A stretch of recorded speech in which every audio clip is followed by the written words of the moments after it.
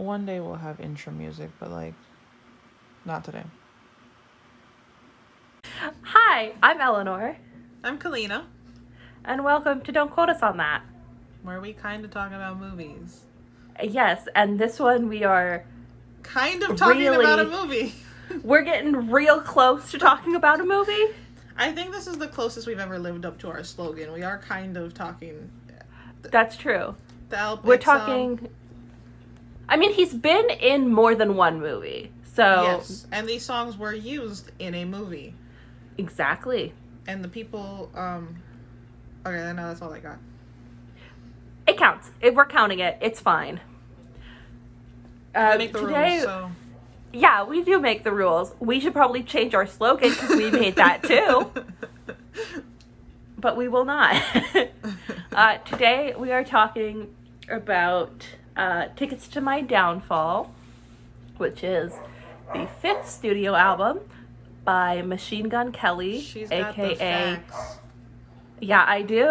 I have the Wikipedia page up. Thank you. The 5th studio album by Machine Gun Kelly, the first of like truly pop punk album by Machine Gun Kelly, which is why it is the only one of his that I have listened to. Yeah, I was gonna say, even if it's something I picked, I think sometimes you might sound like you know more about it because you'll like look at the Wikipedia page. I think I'm the definition. I'm just vibing. Okay, I'm vibing. I don't really care what the background is. I'm just listening to it. But yeah, Machine Gun Kelly. I really wanted to do this episode when it first came out, but we weren't doing episodes yet. Spoiler alert. I do think our episodes sound like we planned them the 5 minutes that it took us to turn the camera on, which is not entirely incorrect.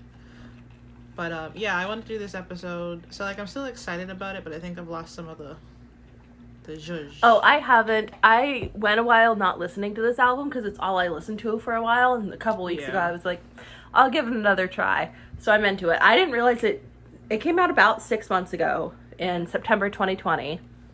I thought it came out earlier than that. No, Sorry, that what? seemed about right. I was saying it's one of those albums that is, I think, as I did the same. I listened to it probably religiously for like a month. It was the only, like for 1 week there was one song in here that was the only thing I listened to. But after taking a break, I think it still hit the same when I listened to it after taking a break from listening to it. It's good.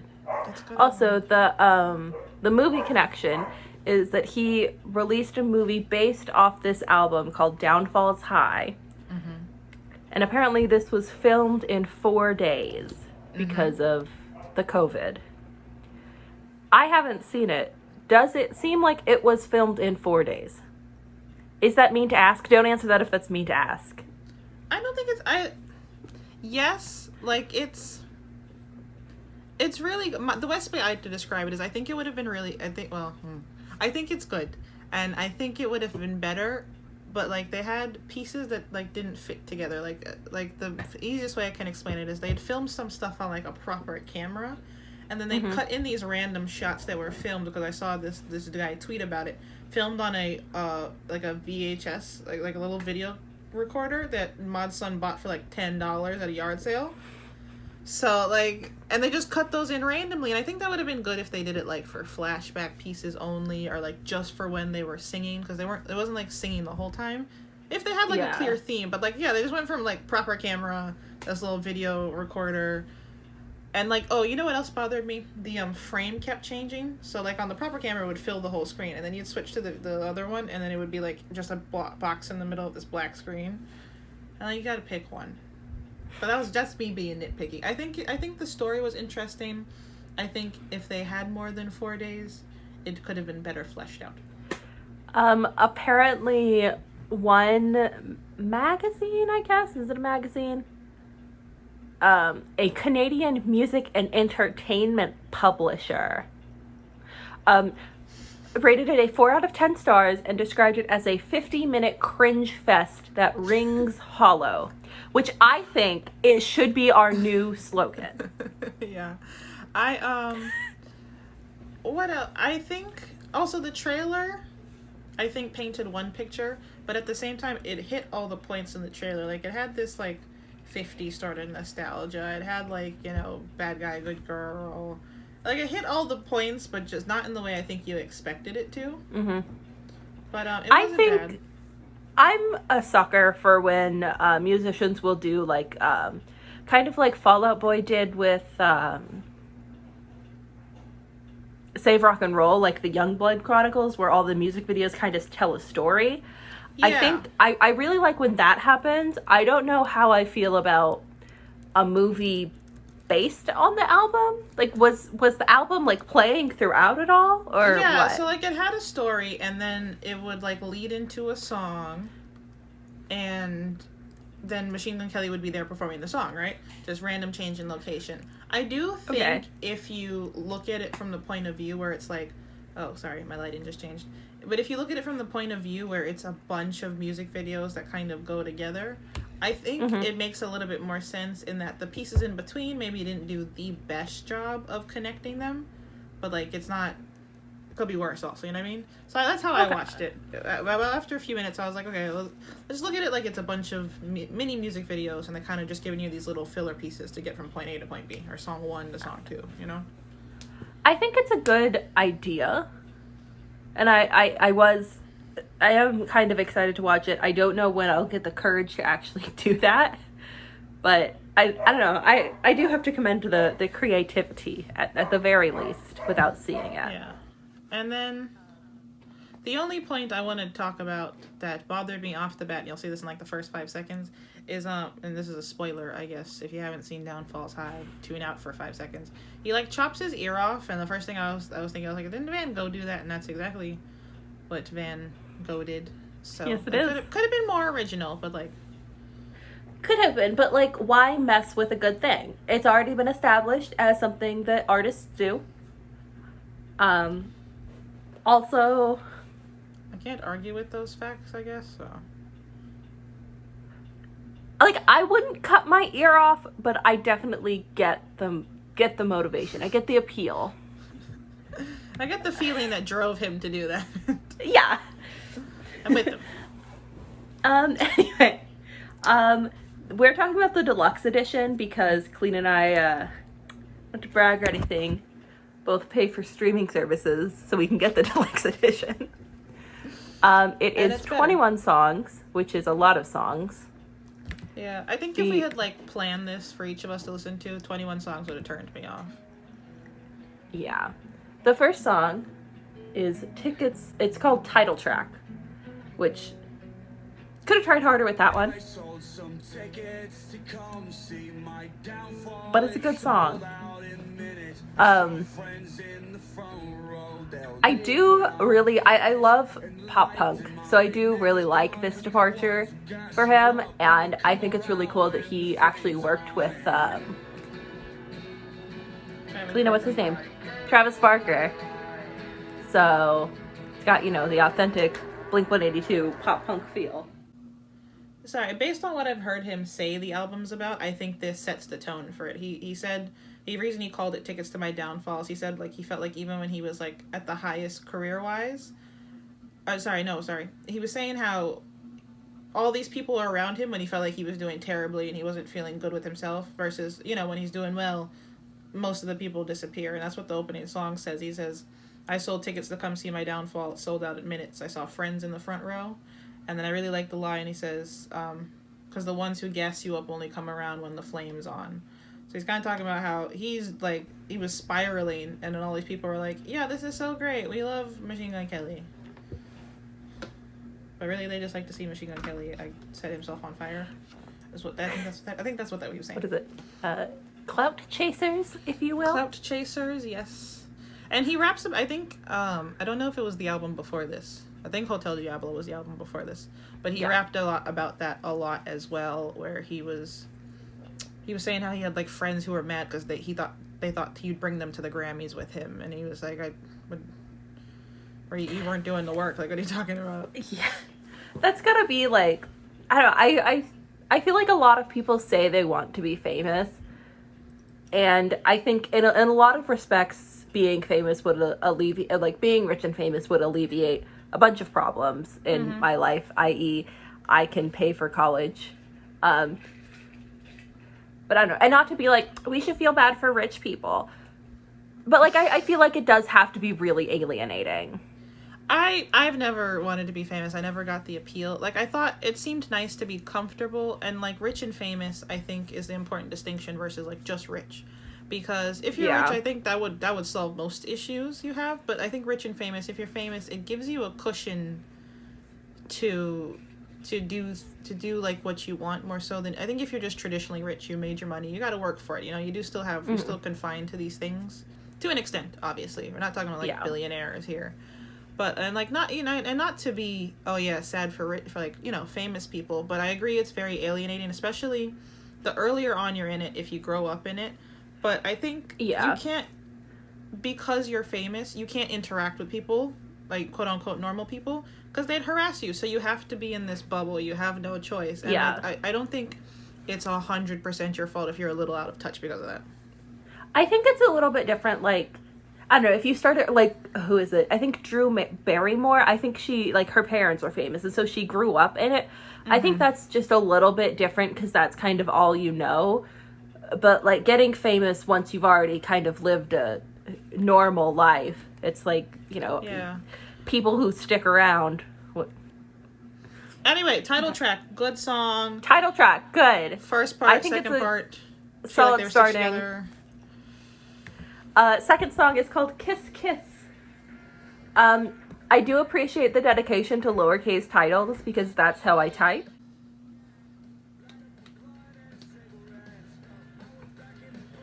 I do, I don't think I've ever been in a club on purpose. But I feel like this is what I would listen to if I had to hype myself up to go into one. No, that goes back to what I was saying, is I keep talking about, this would be a great club song. I have no idea. If I were making a club, this is what I would play. And I don't know if it's just because he had Travis Barker writing with him, but I do think he did a very good job. Like, he really hit the points and the themes necessary to make a 2000s pop punk album. Next is Drunk Face. I think he did a video for this, and he included a clip of video. There's this clip of Machine Gun Kelly walking off the top of a car, but then his foot gets stuck in the hood, and he falls flat on his face onto the ground, and I hate that video, and I'm pretty sure he put it in the video for this. I think the whole video for this song was filmed the night it came out. I think there's a theme called, let's see how little time we can film something in. That's the vibe I'm getting from this. They went from 4 days to, like, what, 1? Yeah. Well, to be fair, I'm sure it was a good night. But the next song is Bloody Valentine. Okay. I don't have anything bad to say about the song. I don't have anything good, just because I'm sick of hearing it. This, on the deluxe version, I think there are so there's this version, there's an acoustic version, and then there's the actual music video on the deluxe album, so it comes up, like, 3 different times, and I'm a little bit sick of it, but it is a good song. I think it's good, like, exactly what we said. Like, if I have this on shuffle in the car, all 3 versions come on back to back. Like, that's 3 of my skips gone, okay? Like, and it's a good song. I like the theme. I think this was, like, the first single he put out for this album, so I think this set the theme for the album without, I think, like, if he, let's say, put out title track, which also set the theme for the album, I think if he put that out, that would have been a little bit too niche, almost. To draw people. The first single. I got you. So right. I think putting this out made a lot of sense for him trying to draw an audience or convince people to listen to the album. Also, he made a big hype about who was in the video because he didn't say until it was released. So I think having Megan Fox was a good call. I haven't gotten past Megan Fox to, like, be able to scroll down to look for the lyrics. Also, I thought MGK was really hot, and then Kalina told me that he had suspenders tattooed on him. He does have suspenders which tattooed. Ruined it for about a day. Yeah. But now I'm back on it. I'm pretty sure he got hit by a bus one time, so he's got the bus tattooed on him. Does that help? He has Tickets to My Downfall tattooed here, and then I'm pretty sure. Oh, I think he's got a brick wall on on his abs, and then, like, the anarchy symbol over it. And he's got Hotel Diablo tattooed on the back of his head, because I remember when he did that, and I was like, that's a good idea. If I had money, that's stupid. Yeah. Okay, and the next song is the first feature of the album. It is Forget Me Too, featuring Halsey. I knew this song was going to be good off the bat, but it was better than expected. I don't like this song. Really? I thought it was going to be, like, good but cheesy, if that makes sense. Mm-hmm. I don't know, I don't like Halsey's singing voice that much. I don't know why. I can't explain why. It doesn't vibe with me very much. And I'm going to say this because I realize I think this about most of his songs. I think he does imagery really well. Like, all of his songs, I like, there's always a part in there that I'm like, no, that really, even if it's not something I could relate to, I think he does a really good job of bringing it to life. I have cake now, also. That's a sizing for cocaine. Anyway, the next song. Yeah, it is another feature. It's All I Know, featuring Trippie Redd. This is gonna sound bad, but I think he has Eon Dior on another song, and like, I don't know what those two dudes look like, so I get the two of them mixed up all the time. I think Trippie Redd did a song with yeah, he did a song with Julia Michaels. Yep, that's not gonna help me. Oh, well, I like it a lot. And I like this song a lot. The next song is Lonely. This song I have never been able to listen the whole way through because I start crying, which is not good when I only listen to this while I'm driving. If you skip the middle bits, it's good. Like, I got in trouble the first time my dad saw me dance with the devil. And it goes on, and then you just skip the middle bit, and then you go to I got in trouble the first time the cop saw me dance with the devil. It's great. Great song. Yes. Yeah, no, this song is about his dad dying. And it ends with I think a voicemail about his dad talking about Machine Gun Kelly's birth. Yeah, apparently when he was born, his umbilical cord was stuck around his neck, so they were worried about him dying when he came out, which is great. But I really like when he talks about his aunt, and he says how she misses his aunt because she didn't care. He says it a bit more explicitly than that, but. So, moving on. R.I.P. Next song. Good World song. War III. Does not match the Bible. Shortest song on the album. I think you need it after Lonely, though, to give you a quick little... Pick me up. Alright, moving on. Yeah, this is one of my favorite songs. I think part of it, because it's so short, it doesn't have time, because he does this a lot, and it's not a bad thing, but the songs kind of switch halfway through, or like the chorus and the... What's the other thing called? Don't Line Up, which I usually like, but, I do like, but this song's short, so it's one just very consistent vibe. The next song is not a song, it's an interlude. I don't really know what an interlude is, but it's Kevin and Barracuda, and this is just what Kalina and I sound like. I'm not saying don't watch the rest of it, but if you go and just listen to the whole 1.5 minutes of Kevin and Barracuda, you would have gotten the gist of it. Yeah, like we'll never need to make an intro for this, like a trailer for this podcast, because I'll just like find random clips like this and say that's what we sound like, and you'll get it. Yeah, they talk about what their alien names would be and some alien noises. And like Barracuda is a sick alien name. It is. I'm pretty sure like Kalina and I's names on our Facebook chat are still Kevin and Barracuda. Yeah, I got to be Barracuda though. Yes, she did. Well, I just feel like, of the two, you'd be Machine Gun Kelly, and I'd be the one making jokes about my mental illness on SNL. So. The next song is the second album, the second single from this song, Jesus Christ. It's the second single from this album. It's called Concert for Aliens. It's up there with Bloody Valentine for me. I like it. Did hear it a bit too much. But I Heard You Never Graduated from High School. Oh, and I really like I Dyed My Hair and Pierced My Nostril, because I have done both of those things. No, it's again, I think if it hadn't been played so much, but again, I think he was smart in picking Bloody Valentine and this, and then this next song we're going to talk about as his singles, because they work. Yeah, they showcase the album, but they're still like radio enough to Yeah, they're draw not too much people in in. my pocket. So yeah, the next song is another feature. This one's featuring Black Bear, which means I love it because there's something about white rappers that I just love. Me too. Unfortunately. But for different reasons. The first time I heard this song, I was like, this is the most confusing song I've ever heard. So I can't listen to the lyrics because it still really confuses me. And I'm also a little bit sick of this song just because it comes up a lot. But yeah, it is a good song. I like Black Bear. I like MGK. They're standing on cars on the music video, which gets me. My man does have a tow truck that says "Tickets to My Downfall Towing Company," and I kind of want that decal. I mostly listen just to Black Bear's part now. Also because of Black Bear, and also I don't know if you guys seen that Snapchat filter, but it's my favorite Snapchat filter where you have face tattoos. So because of those two things, and now the blonde hair, I kind of want a face tattoo. Do it. Not a big one. I don't want I was like I want like a little star, like a little something, you know. I just think it looks sick. Yeah, I'm trying. See, the problem is I live with my mother, and I don't think she'd let me back in the house. What I was going to say was the song is confusing. I agree, and I saw some comments that he responded to because the song is my ex's best friend, and then in the song he says my boy's new girl is your best friend.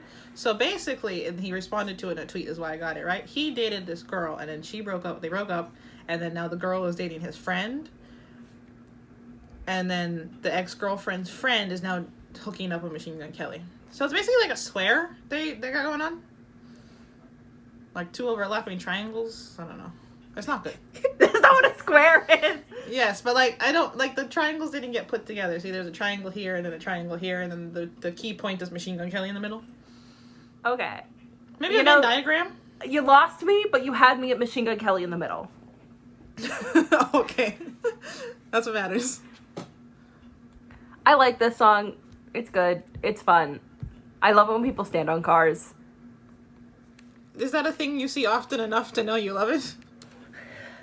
No, but I think that's why I like it, because it's, sneaks up on you. Like, I was watching this music video for a Tove Lo song, and she was just standing on a train, and I was like, this is the best thing I've ever seen. Thank you. We have media degrees, which I think will astound you at least once an episode. What's a sentence with me? Yeah. I met Elanor and I was like, are you really sure you want to do media? I have dyed hair. I have to. Because I'm not someone who's seen all the classics, but geez, you thought I was bad. I had to watch Citizen Kane for a class, and it took me about 4 hours to get through because I kept having to stop it and lament. Yeah, I have a lot of like thoughts about movies like that because I it's pretentious when people are like, oh, this is the best, this is the height of cinema, because like one, not everyone likes the same stuff, and like I get. Also, if you notice, the height of cinema and like things that are hailed like that all happened when cinema. This goes back to my other thought. It all goes back to like cinema just first, like it was new. It was a new medium. You were trying to test the limits, and that's how I feel about CGI now. As I feel like when it first started, people were trying to test the limits and they did good things with it. Now they're like, yeah, we could just slap that on there. It doesn't really care. Mm-hmm. Don't really care how it looks. Anyway, let's not get into that tangent. I have a lot of thoughts on that. Yeah. Also, like, did a straight white man really create the pinnacle of cinema? No. Mm-hmm. Moving on. Jawbreaker. Next song, Jawbreaker. I like Jawbreakers.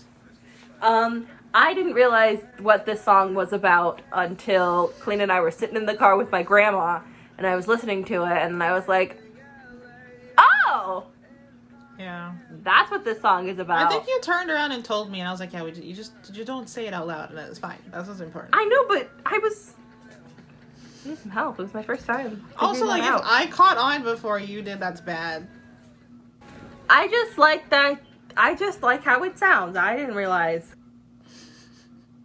I should have realized. The opening line is Jawbreaker. She tastes like candy, Star Chaser. And like, it doesn't get worse from there, but it doesn't get better either. I was a Warheads girl, so one year for my birthday, I got a 3-pound bag of Warheads, and it lasted me about a year. Mostly because I lost the bag, and then I kept finding them in random places. I was like, hey, in this pocket, there's a blue flavor one. So if you want to send me a gift, I will accept Warheads as payment. Okay. When we get a P.O. box. Next song! Next song! Back with the collab. Is what my grandfather thought of me when I was a baby. And it's called Nothing Inside. Because you've seen my face. Elanor has definitely seen my face. I have a tendency to, just look like that, right? Just, kind of like I'm dead, but also like I actively don't care. And I looked like that since I was a baby. So my grandfather used to ask what was wrong with me, because I would just look at people, like, you know how babies smile at people. No, I just stayed there and I was like, I have looked dead into your eyes and seen nothing inside. Or my mom's been asking me a lot recently. She's like, Kalina, what do you think about? Because sometimes someone's like, oh, what'd you think about this? I'm like, yeah, whatever, I don't care. And she's like, no, genuinely, what do you think about it? I was like, there's nothing happening up here. There's no deeper. There's nothing happening upstairs. Not in a dumb way. Yeah, just not like I'm in a dumb way. It's more like I'm checking out mentally to take a little break. Anyway, it's a good song. I forgot to say this. I really like, because he's got a lot of features on this album, and they are rappers. I think he did a song with Trippie Redd before. I'm pretty sure Candy's with Trippie Redd, off of Hotel Diablo, and I think he did a song with this Mr. Dior here. His first name I'm not gonna bother with. Is it not just I think he Ian? did a song. I don't know. The second N's throwing me off, and I've heard it pronounced. I don't think it's just Ian. I could be wrong, but he did a song for his album. I'm pretty sure, like a rap song. So I like that he brought people in from the genre that he was leaving, and still made it work. Like, it doesn't feel like a rap song at all.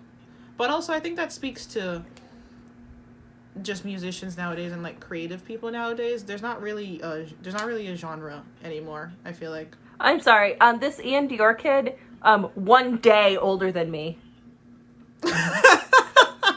Oh my god. Guys, listen, don't take offense to this. I hate a March person. I've learned in every year March comes around and I find more people born in March. And I can't escape you all. Okay? Elanor, born in March. My friend, born the day before my mother, in March. My mother, March. I just found out my thesis supervisor was born in March. And I'm just stuck with him forever, right? That was a sign that he was meant to be my thesis supervisor. 2 people I went to high school with, born in March.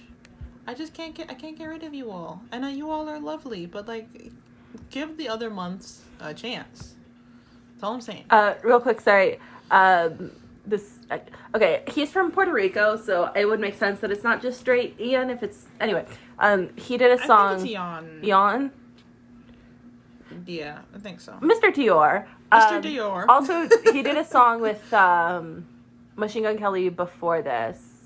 Where was it? I swear to God, I just saw it. It's called Sick and Tired. I think it was for his album. Yeah, that's what I was talking about. Is that they've done a song before, so the 2 of them can do a rap song together. So I like that, they were like, yeah, no, I'm game. Let's make a pop punk song. Yeah, I do like that. I didn't realize that most of them were traditionally rappers, just because I don't listen to other people.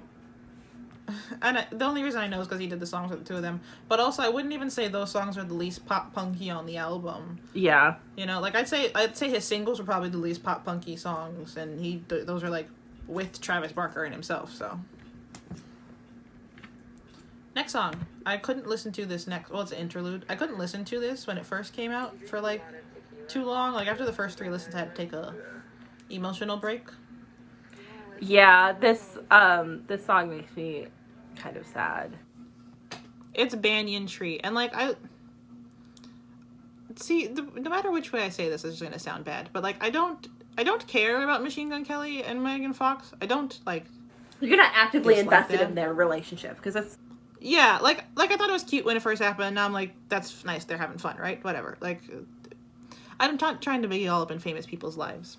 But, the idea is cute. It is, I don't think it's as cute as people make it out to be, because he talks about how, like she in the song, in the interlude, she says, "Do you remember what you do with me?" And he was like, "Yeah, of course." And she's like, "Well, I'm not sure because you drink a lot." And like everyone's like, "Oh," and I'm like, "No, I think we should revisit that sentence just a little bit." But like, also, she loves a boy so much she wants him to actually, don't steal my breath. I take that back. He also says, "I burn other memories just to make room for those ones," and I just have a bad memory, but also, I will never get somebody's name tattooed on me. I think that is a very stupid idea. I think that is never a good idea. I know typically the rule is either they birthed you or you birthed them. My mom has my name tattooed on her. I think that's dumb. I don't like it. If somebody came up to me and said, "I'm so in love with you, I want to get your name tattooed on me," I'd let them.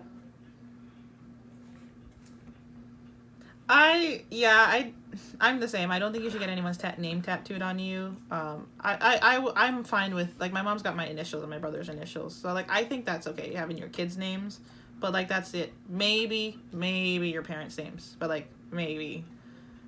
Like I get a cheesy mom tattoo, but I wouldn't get her name tattooed on me.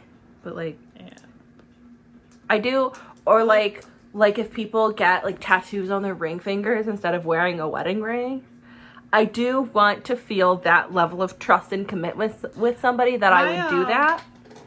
My tech teacher did that because he had to take his ring off a lot for work. That like the work we were doing, we were like, pulling cables and whatnot. So he has a wedding band tattooed on, so when he's at work, he can still have it. Which is, that's the cutest thing I've ever seen her do. Anyway, the song's cute. I do think some reflection perhaps someone should just give Machine Gun Kelly a call. Yeah. Make sure he's G. But hearing him yell "she loves a boy so much" while they riff a guitar in the background, great. Yeah, I do like the banyan tree and then the Kevin and Barracuda. I do like the little personal touches that kind of give you a better insight onto what was going on while he was making the songs. And but like, also, no offense, they're so cheesy. I agree. It's weird to be invested in the relationships of celebrities or like the personal lives, but this one he put out, so it's fine. Yeah, because she's like, "I don't want to die without feeling like I lived," and she was like, "Same," and I'm like, shut up. Like, if I saw them in person and they were normal people, I'd be going. Yeah, if somebody just kind of said that to me, I'd be like, "Okay, pack it up, but like, buddy." back to the whole. So, it's a different environment and bubble you're in. I do think it's a little bit, it's going to be a little bit different. And also, like, if you look like, not to go back to if you look like Megan Fox, you can do whatever you want, but like. And like, they both got kids, and I think they're at like points in our lives that we're probably not going to understand, if ever, for like not for a while at least. So. Yeah. Next song. Another one I can't listen to. Because I get really sad about... Anyway. He wrote the song for his daughter. It's called Play This When I'm Gone. That was a good little segue. I'm so sorry, everyone watching this to the camera angle and the fact that I keep moving, but like, we're working on a budget, alright? Actually, we're working on zero budget. So my phone stand is called my laptop, but I gotta use it. I have... Yeah, it's cute. This song's... What do you got? Oh, I have an IKEA box and my laptop, and then my phone's on my laptop. It's not even my laptop. Oh yeah, I'm at my school desk. So since I'm in Zoom meetings, I like try to keep my chin up. So it's about 5 issues of In Style magazine that I found around the house, and my mother's anatomy and physiology textbook from 5 years ago. And then also my TEFL certificate, so I can keep it flat. But yeah, Play This When I'm Gone. He wrote it for his daughter. Again, another song where I'm like, did someone call Machine Gun Kelly and make sure he's okay? Yeah. And I think he talked about in this another song. Apparently, he tried to no longer be on this earth. And then he put his daughter to bed, and then he went to the kitchen and was like, "Well, this is not for me anymore." And then I just think someone should give him a call. Yeah. Yeah, this is a good... I can't listen to... I have to pause it. I can't listen to this song more than once. But this is up there with a couple of Lumineers songs that when you do want to... you know, you just lay in bed and listen to these instead, and then you're so paralyzed with sadness that you can't get up. Also, one thing I just noticed he did on a more like creative note is he, in this album, I can't think if he's done it in other albums, but in this album he like flips the lines, or like he'll like repeat the line almost. So like an example, in this song he says, "I'm 29 and my anxiety's eating me alive," and then in the next verse he goes, "I'm 29 and society's eating me alive," and in a couple other songs he kind of like takes the elements and reuses them. Yeah, I do like that. I like society's eating me alive. Or like how right after that it's I'm fighting with myself and my sobriety every night, and then the last time it's I'm fighting what comes with this notoriety every night. So I know that is just rhyming, but it's more than that. He takes it and yeah, but it's right. One, it's rhyming on a deeper level because he's not just rhyming like the N word. He's right. You know, he's got fighting and stuff, but also I think he takes the same idea or like the same feeling and applies it to the different themes he's got going on. It's got himself. layers. So he talks about fame, like an onion. Talks about drugs, like Shrek.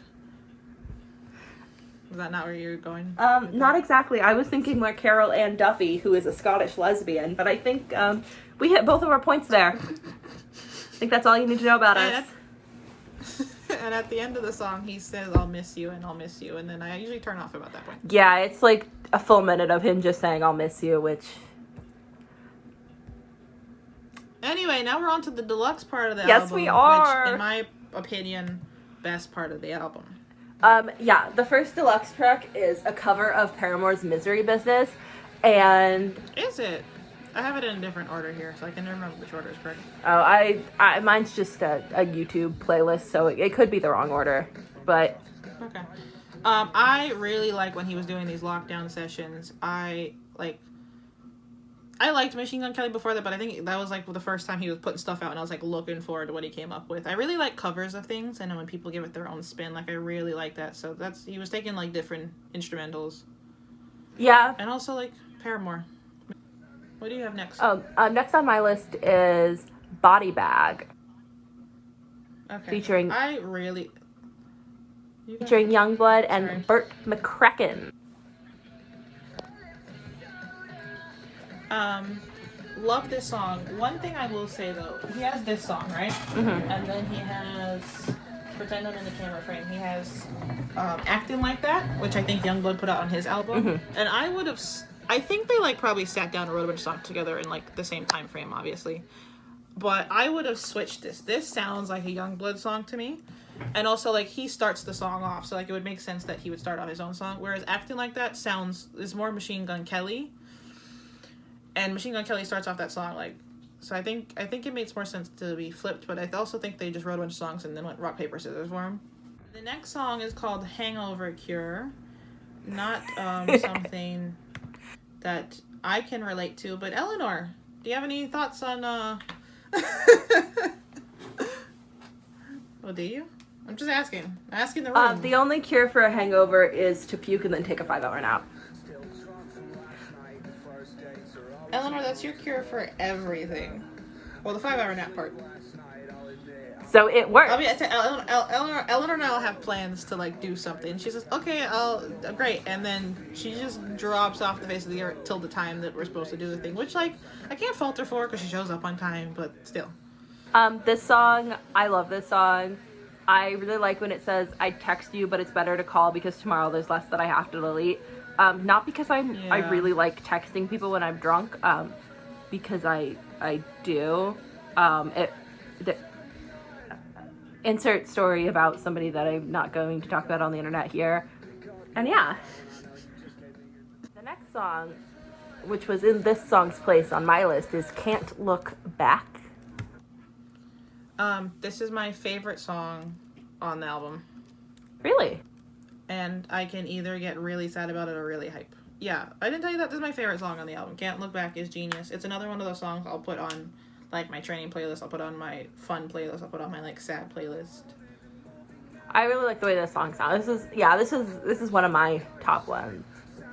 Like just like music wise, like musically, it was one of my favorite. And then musically it was my favorite, and then I listened to the lyrics, and not to get too deep or sad on camera, but I genuinely think this is like one of the best ways someone could put into words how I feel sometimes.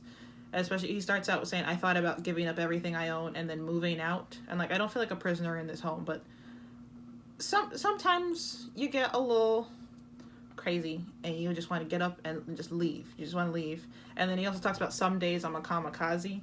And sometimes, I've never done this, but I think, and this is an idea I think is probably general, but sometimes it might be easier to just let everything implode and, like, leave nothing behind than, like, make effort to keep it up. Which sounds sad, and, like, I'm okay.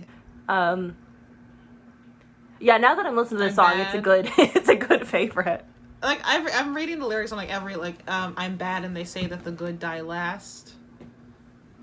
And he talks about losing friends and getting more tattoos, which I'm surprised he has space on his body still for tattoos. Yeah. On a lighter note. He's running out. Next song. The next song for me is an acoustic version of Bloody Valentine. We've talked about that. It's just the same thing, but acoustic. It sounds the same. I think it's better than the original, but, like, the lyrics are the same, so. The final song, Are We Ready? I don't know, are we? We better be, because it's Split a Pill. This is, I think, my favorite. Yeah, at the end, I think we should rank our top 3. I wasn't told about this. I just made it up. When Elanor told me this was her favorite song, I 110% thought it was because he says she's a punk female dog. She cool, yeah. I'm not cursing because my mother watches She's this. a punk buddy. She's cool. And, like, I said to Elanor, I was like, that's what you want to be, right? And Elanor was like... Yeah. Actually, part of it was, one of the lines is tongue kiss with you. And when I first read it, first heard it, I thought it said tongue kiss with Juliet. Which... I'm not saying my ears work, but, like, I am a sucker for some Romeo and Juliet imagery. The first line is, I'm not sorry for screaming F you when it was a quiet in a room you invited me to. Which, and, like, that is something Kalina would do. I think she would, use some classier words. But yeah. Also, he says, I had a flight, but I missed it for you. And again, don't do that, because usually when you have a flight, it's because you have obligations and you need to be somewhere. That's what I thought of. I was like, what about the people who are waiting for you at the airport? Yeah. But, like, when I was at Kalina's and my flight was the next day, I was like, I like it here. I don't believe. Oh, well, I'm glad you got on the plane. Anyway. I'm not. We had fun. Kalina's house was just we'll do it again. So humid. But it's gonna be a hot summer. I can tell you that much. It's getting a little warm, a little toasty. But that is anyway. Tickets to my downfall. Okay, Kalina, top 3. Edition. You suggested it. You have to go first. Top 3. Can't Look Back. I think Body Bag, and then World War III. I'm not counting the interludes of songs. Okay. I think mine is Body Bag, Hangover Cure. Didn't you say Split Drunk Face? Yeah, but then I remember listening to Body Bag and I was like, maybe Body Bag's my favorite. Yeah. Actually, Hangover Cure, Body Bag, Drunk Face. Final answer, I'm not changing it. I'm going to change it. I'm not changing it. Good. Yeah, look, you just got to stick to it and not think about it again. No, look, this is a good album. After going through it, I think one thing he does well, and he's definitely gotten better with, because I've listened to work on his other albums, is the thing about the themes. He's got themes, he sticks to them, but doesn't make them repetitive. You kept bringing it up. I think that it's, he's very good. It's not even like a subtle theme. He's not cramming it down your throats, which is the best way to have a theme. And it's not said in the same words every time.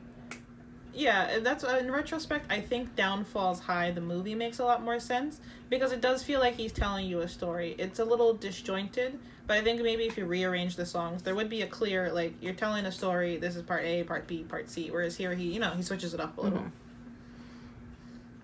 It's a good song. I don't think the story he told in Downfall's High had anything to do with the story he's telling in this album, but makes more sense. Also, Machine Gun Kelly, if you're watching this, don't hate us. We think you're a genius. Yeah, we love you. I like your music a lot. Okay, well, I didn't say all that. And, like, if you have Youngblood's number. Eleanor and I were watching videos when she was at my house, and she'd never heard Youngblood talk apparently, and she was like, oh wait, never mind. It was a lot. Kalina sent me this video on Instagram of him getting hit in the face, and I was like, okay. Okay, I definitely think we should turn the cameras off now. Yeah. No, I think I've said too much. Did you hear it after? Yeah. No, I said it as I was saying it. I was like, I can't stop in the middle of this sentence, and then I was done, so. A little bonus, I think if you guys want to listen to any of his lockdown sessions, he did, he freestyled over, or he wrote a verse over In These Walls by that band Paris, which is really good. He also did one over a Shawn Mendes song, and I only remember that because he spelled Mendes with like a Z initially in the description. And I was like, that dude's one of the biggest names. You tell me you couldn't Google it first. But anyway, yeah, that's someone else's job. I would recommend listening to In They were These off Walls. that day. No, because in the video it always says edited by Coulson. Oh, you can't Sorry. check. You can't sign your name on it, buddy. So anyway, yeah, I would recommend listening to In These Walls. That was a good one. He also did a cover of Love on the Brain by Rihanna, which I don't remember what I thought, but I remember my first thought was how. Yeah. Any thoughts? No, it was a good album. I recommend it. I think it was one of my favorite albums of 2020. I would put this at my top. I think I was like in the 0.5% of listeners for Machine Gun Kelly on Spotify, and it was solely because this album. It's a good came out album. in I can't September, blame and you. I played it for like a month. Yeah. Yeah. I was like, that's embarrassing. So that's the first time I've shared that little fact. Well, could be worse. Oh, and it debuted at number 1. It was his first album that Oh, debuted it did. at Good for number it. 1, yeah. Okay. It was good. I don't think we have any more thoughts. I don't. We're working our way very slowly to talking about a movie. We are. Also, at some point, Kalina and I will go to the 27 Club, which is his coffee shop in Ohio. He stole my whole branding. I did my undergrad thesis or undergrad dissertation on 27 Club, and I'm obsessed with that. So I wanted to brand something 27 Club. So now I gotta come up with a new shtick. But you will find it.